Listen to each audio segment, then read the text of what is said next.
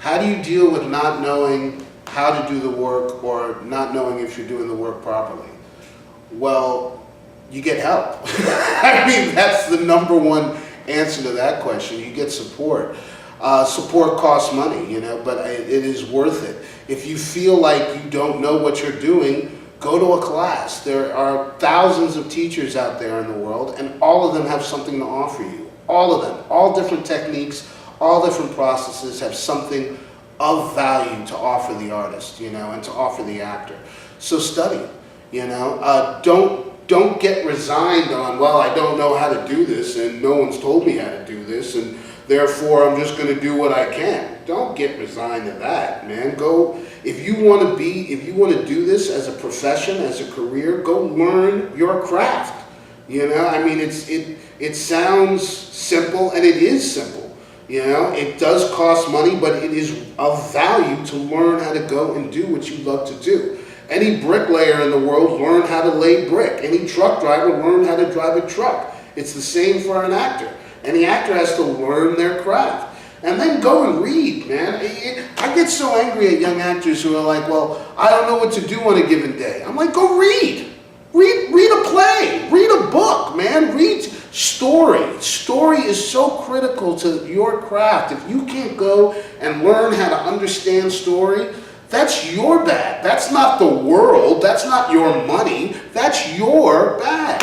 So go read. There are books out there about acting. There is books in general that will help you understand humanity and character. And it's worth constantly imbibing information as much as you possibly can. I heard Jennifer Lawrence say something really great on this roundtable discussion, that she goes out and watches people. Do you know what I mean? And I can see it. You know, I wonder if there's a day if someone catches her on camera just sitting there watching somebody do something. Because in the watching, in the observation of somebody, you can start to see elements of their humanity. Why they walk in a certain way, how they move, how they talk in a certain way. So if you want to go and get better, go and get better. Don't resign yourself to, well, I can't do it because I don't know how to. Go and learn.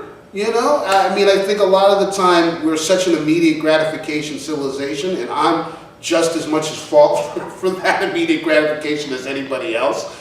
But I had to really get over myself and go, hey, look, there's a discipline to learning. There's an understanding of consistency, there's a commitment, and there's a follow-through. And that is not about my money. That is about me taking the risk to keep going, even when I'm stuck, jammed, broke, poor, wanting to do something else. I get to keep learning and keep reading and keep trying to understand these things that I want to do and want to have in my life. So don't get resigned. You know, I think there's a great thing with now we are in a bastion of mediocrity around this world. And I think people get resigned to, well, okay is good enough. And, you know, thank God I had the mother I had, because I was raised that okay is not good enough, you know, not for me.